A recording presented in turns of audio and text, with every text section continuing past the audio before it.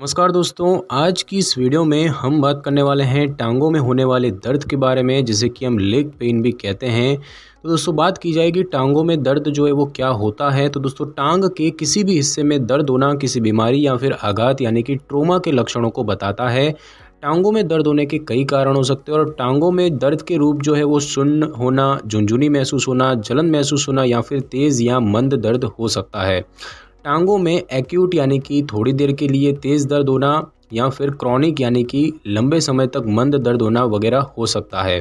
हल्के से तीव्र दर्द की गंभीरता को 1 से 10 पैमाने पर मापा जाता है।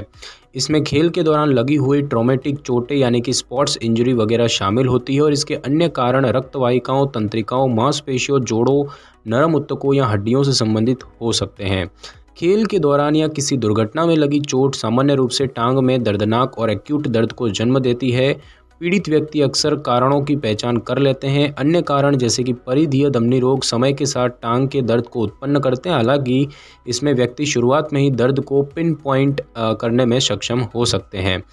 खेल के दौरान लगने वाली कुछ चोट समय के साथ विकसित हो जाती है, जैसे कि बार बार मोच आना और स्ट्रेस फ्रैक्चर वगैरह। अगर व्यक्ति आराम और इलाज ना करें तो ट्रॉमेटिक चोटें भी दीर्घकालिक या फिर क्रॉनिक दर्द जैसी समस्याएं पैदा कर सकती है।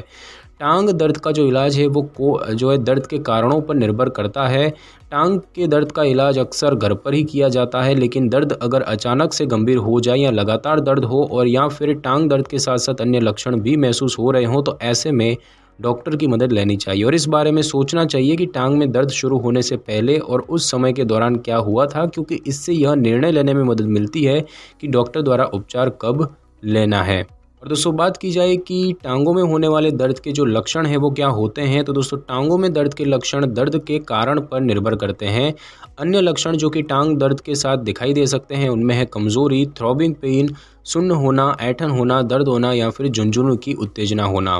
बात की जाए कि डॉक्टर को कब दिखाना चाहिए, तो दोस्तों कभी कभी यह निर्धारित करना काफ़ी मुश्किल हो जाता है कि टांग दर्द के कारण कब डॉक्टर या आपातकालीन मेडिकल की ज़रूरत पड़ती है। अगर आप कुछ लक्षणों को महसूस कर रहे हैं, जैसे कि दोनों टांगों में सूजन होना, वेरिकोज नसें होना जो कि काफ़ी परेशानी और दर्द पैदा करती है, चलते समय दर्द महसूस होना या टांगों में लगातार दर्द जो कि कुछ दिनों से और भी बदतर हो गया है, तो ऐसी स्थितियों में आपको डॉक्टर के साथ एक अपॉइंटमेंट तय कीजिए। अगर आपको कोई और भी समस्या हो रही है, जैसे कि बुखार, टांगों में कहीं पर गहरा कट लगना, टांग लाल हो जाना और स्पर्श करने पर गर्म महसूस होना, टांग पीली पड़ जाना और स्पर्श करने पर ठंडी महसूस होना, दोनों टांगों में सूजन आना और सांस लेने में कठिनाई महसूस होना या फिर चलने में या टांग पर अतिरिक्त वजन डालने में असमर्थ होना, तो ऐसी स्थिति में आपको तुरंत अस्पताल जाना चाहिए। कई प्रकार की गंभीर स्थितियां और चोटें जो है वो टांग में दर्द का कारण बन सकती है। अगर टांग का दर्द कई दिनों से लगातार हो रहा हो या उसके साथ अन्य लक्षण भी दिखाई दे रहे हो तो उसे कभी भी नज़रअंदाज नहीं करना चाहिए, क्योंकि ऐसा करना काफ़ी खतरनाक हो सकता है। और अगर आप टांग के दर्द को लेकर चिंतित महसूस कर रहे हैं तो डॉक्टर से इस बारे में बात करनी चाहिए। और अब हम दोस्तों जानेंगे कि टांगों में जो ये दर्द है ये क्यों रहता है, इसके क्या कारण हैं। तो दोस्तों टांग में दर्द के सामान्य कारणों में कुछ मामूली और अस्थायी स्थितियां होती है जिनका इलाज डॉक्टर अच्छी तरह से कर लेते हैं। बात की जाए ऐंठन की, तो टांग में दर्द होने का प्राथमिक कारण मांसपेशियों में ऐंठन या फिर जकड़न होता है। ऐंठन अचानक से मांसपेशी के अनुबंध में तेज़ दर्द पैदा कर देती है। मांसपेशियों में थकान और निर्जलीकरण ऐंठन पैदा करती है और खासकर पिंडली की मांसपेशियों में। चोट की बात की जाए तो टांग में दर्द चोट लगने के कारण भी हो सकता है, जैसे कि मांसपेशियों में खिंचाव होना। ये एक आम चोट होती है और तब होती है जब मांसपेशियों के रेशे अत्यधिक स्ट्रेच होने के कारण फट जाते हैं। टेंडिनाइटिस की बात करें तो टेंडन एक मोटे तार होते हैं जो कि मांसपेशियों को हड्डियों से जोड़कर रखते हैं। जब उनमें सूजन आ जाती है तो प्रभावित जोड़ों को हिलाना काफ़ी मुश्किल हो सकता है। घुटने का बर्साइटिस की बात करें तो ये तब होता है जब घुटने के आसपास द्रव से भरी हुई थैलियों में सूजन आ जाती है। शिन स्प्लिंट की बात करें तो जब ज़्यादा प्रयोग करने के कारण पिंडली की जो हड्डी है, जिसे कि हम शिन बोन कहते हैं, वो घिस जाए तो वो भी टांग के दर्द का कारण बन सकती है। और स्ट्रेस फैक्टर की बात करें तो ये टांग की हड्डी में छोटे छोटे फ्रैक्चर होते हैं जो कि काफ़ी दर्दनाक होती है। मेडिकल स्थितियों की बात करें तो उसमें बात की जाए एथेरोस्क्लेरोसिस की, तो जब धमनियां कहीं से अवरुद्ध हो जाती है तो ये शरीर के विभिन्न भागों में रक्त के प्रवाह को कम कर देती है और यदि टांगों के ऊतकों को पर्याप्त मात्रा में ऑक्सीजन ना मिल पाए तो टांगों में खासकर पिंडली में दर्द होने लग जाता है। डीप वेन थ्रोम्बोसिस की बात करें तो इसको डीवीटी भी कहते हैं और ये तब होता है जब शरीर की किसी गहरी जगह पर नस में खून का थक्का जम जाता है। खास तौर पर डीवीटी लंबे दौर के बेड रेस्ट के बाद टांगों के निचले भागों में होते हैं, जो कि सूजन और ऐंठन जैसे दर्द का कारण बनते हैं। गठिया की बात करें तो इससे प्रभावित क्षेत्रों में सूजन, दर्द और लालिमा आ जाती है। गठिया अक्सर घुटनों और कूलों के जोड़ों को प्रभावित करता है। गाउट की बात करें तो ये गठिया का ही एक रूप होता है और आमतौर पर यह टांगों और उनके निचले हिस्से में दर्द, सूजन और लालिमा जैसी समस्याएं पैदा करता है। वेरिकोज वेन्स की बात करें तो ये वे नसें होती है जिनका आकार बढ़ जाता है और टांगों में ये अक्सर पिंडली और टखनों में होती है। इन्फेक्शन की बात करें तो टांगों के ऊतकों या हड्डियों में इन्फेक्शन भी प्रभावित क्षेत्रों में सूजन, लालिमा या दर्द का कारण बन सकता है।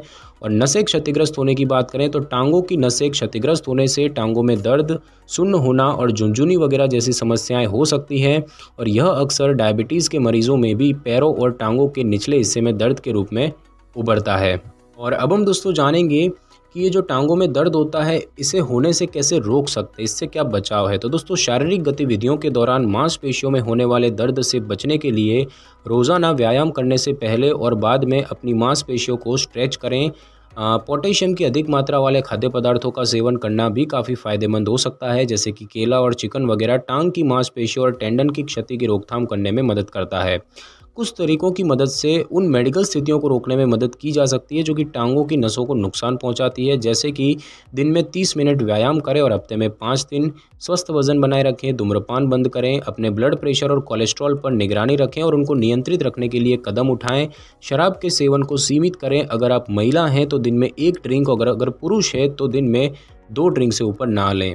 टांगों में दर्द के विशिष्ट कारणों की रोकथाम के अन्य तरीकों के बारे में जानने के लिए आप डॉक्टर से बात कीजिए। और अब हम दोस्तों जानेंगे कि टांगों में होने वाले इस दर्द का जो इलाज है वो क्या होता है। तो दोस्तों टांगों में दर्द के इलाज उसके अंतर्निहित कारणों पर निर्भर करता है। टांगों का दर्द एक गंभीर समस्या बनने से पहले ज़्यादातर मामलों में इसका इलाज घर पर स्व देखभाल के साथ ही किया जाता है। एक बार जब दर्द का कारण स्थापित हो जाने के बाद इलाज का मुख्य फोकस दर्द पर और उसके अंतर्निहित कारणों पर नियंत्रण बनाए रखना होता है, ताकि भविष्य में दर्द की समस्याओं पर रोकथाम या कम किया जा सके। बात की जाए मांसपेशियों में ऐंठन के इलाज की, तो यदि ऐंठन के गंभीर कारणों का पता लग जाता है तो उसमें स्व सहायता यानी कि सेल्फ हेल्प उपाय उपयुक्त हो सकते हैं। दर्द निवारक दवाएं टांगों की ऐंठन से कोई सुधार नहीं कर पाती, क्योंकि ऐंठन अचानक से होती है, लेकिन मांसपेशियों को स्ट्रेच करना और मसाज करना वगैरह से मदद मिल सकती है। ऐंठन होने पर दर्द को राहत देने के लिए आप कुछ तरीके अपना सकते हैं, जैसे कि टांग को सीधा रखते हुए पैर की उंगली को पकड़ें और उसे शरीर की तरफ खींचें और जब तक ऐंठन से आराम ना मिल पाए कुछ देर एड़ियों के बल चलने की कोशिश करें। ऐंठन होने से रोकथाम के लिए आप कुछ और भी तरीके अपनाने की कोशिश कर सकते हैं, जैसे कि व्यायाम करने से पहले और बाद में हमेशा अपने शरीर को स्ट्रेच और वार्म अप करें। रोज़ाना दिन में 8 से 12 गिलास पानी पीकर निर्जलीकरण से बचें और नियमित रूप से अपनी टांगों को स्ट्रेच और मसाज करते रहें। साथ ही साथ दोस्तों मामूली चोटें जैसे कि टांगों में खिंचाव, मोच वगैरह का उपचार जो है वो RICE से किया जाता है, यानी कि रेस्ट, आइस कंप्रेशन और एलिवेशन। रेस्ट यानी कि बात की जाए आराम की, तो आगामी चोटों से रोकथाम के लिए और सूजन को कम करने के लिए आराम करना चाहिए। आइस यानी कि बर्फ़ की बात की जाए तो दर्द, सूजन और जलन को कम करने के लिए बर्फ़ को प्रभावित जगह पर करीब 20 मिनट तक लगाते रहें। बर्फ़ को किसी कपड़े में लपेट कर लगाना चाहिए, बिना कपड़ों के नहीं लगाना चाहिए। दबाव की बात की जाए यानी कि कंप्रेशन की, तो सूजन और दर्द को कम करने के लिए एक लोचदार पट्टी का प्रयोग करें और उसे प्रभावित जगह पर कसकर बांधें, अधिक कसकर ना बांधें। और बात की जाए एलिवेशन यानी कि ऊपर उठाने की, तो अपनी टांग को अपने हार्ट के स्तर तक उठाने की कोशिश करें, जिससे कि गुरुत्वाकर्षण टांग की सूजन और दर्द को कम करने के लिए जो है अपवाह में मदद करता है। कुछ प्रकार की दवाएं जैसे कि एसिटामिनोफेन या नॉन स्टेरॉयडल एंटी इन्फ्लेमेटरी दवाएं वगैरह कुछ प्रकार के टांग के दर्दों में मदद कर सकती है, लेकिन यदि दर्द 72 घंटे तक लगातार जारी रहता है तो विशेषज्ञ मेडिकल सलाह लेनी चाहिए। गतिविधि के दोबारा होने को उसकी तीव्रता के क्रम से रखना चाहिए, ताकि लचीलापन, शक्ति और सहनशीलता को अच्छे से बनाया जा सके। तो दोस्तों बात की जाए परिसंचरण तंत्र संबंधी समस्याओं की, तो क्लाउडिकेशन यानी कि झांग, पिंडली या नितंबों में दर्द जो कि चलते समय होता है, और वैस्कुलर डिसीज यानी कि नाड़ी संबंधी रोग के अन्य लक्षणों के लिए मेडिकल देखभाल की आवश्यकता होती है, क्योंकि इन रोगों में दिल का दौरा पड़ना और स्ट्रोक जैसे जोखिम उत्पन्न हो सकते हैं। हार्ट संबंधी रोगों के जोखिमों को कम करने के लिए लोगों को आमतौर पर कुछ प्रकार की सलाह दी जाती है, जैसे कि धूम्रपान से बचना, मध्यम व्यायाम करना जैसा कि डॉक्टर द्वारा सुझाया गया हो, कोलेस्ट्रॉल, लिपिड और ब्लड शुगर के स्तर को मैनेज रखना, ब्लड प्रेशर को नियंत्रित रखना, खून के थक्कों को कम करने के लिए एंटीप्लेटलेट थेरेपी का पालन करना अगर उपयुक्त हो तो, और व्यायाम और स्वस्थ भोजन फायदेमंद होता है। जिन लोगों का कार्डियोवास्कुलर या अन्य किसी स्थिति का उपचार चल रहा है, इन्हें इसका ध्यानपूर्वक अनुसरण करना चाहिए। लेग दर्द के कई अलग अलग कारण और लक्षण होते हैं जो कि एक दूसरे के पीछे छिपे होते हैं, और यदि वे बदतर हो जाते हैं और जारी रहते हैं या जीवन में कठिनाइयां उत्पन्न करते हैं तो व्यक्ति को डॉक्टर के पास जाना चाहिए। और बात की जाएगी टांग में दर्द किसकी कमी से होता है, तो दोस्तों टांग में लगातार दर्द विटामिन की कमी के कारण हो सकता है। टांगों को आराम न मिल पाने के कारण भी मांसपेशियों में ऐंठन हो सकती है जो कि ज़्यादा दर्द का कारण बन सकती है। इसके अलावा टांगों में दर्द किसी चोट के कारण भी हो सकता है, जैसे कि मांसपेशियों में खिंचाव आना या किसी तरह के फ्रैक्चर का होना भी एक कारण हो सकता है। टांगों में दर्द अक्सर आयरन की कमी, विटामिन डी की कमी, मैग्नीशियम की कमी और विटामिन B12 की कमी के कारण हो सकता है। अगर दर्द ज़्यादा है और चलने फिरने में तकलीफ है तो डॉक्टर की सलाह ज़रूर लें। तो दोस्तों आज की इस वीडियो में बस इतना ही। अगर आपको मेरी ये वीडियो और जानकारी अच्छी लगी हो तो वीडियो को लाइक और शेयर कर दीजिए और कमेंट करना बिल्कुल भी ना भूलें। और अगर आप हमारे चैनल पर नए हैं तो चैनल को कर लें सब्सक्राइब और बेल आइकन के बटन को ज़रूर क्लिक कर लें ताकि मेरी नई वीडियो की नोटिफिकेशन सबसे पहले आपको मिल सके। Thanks for your time.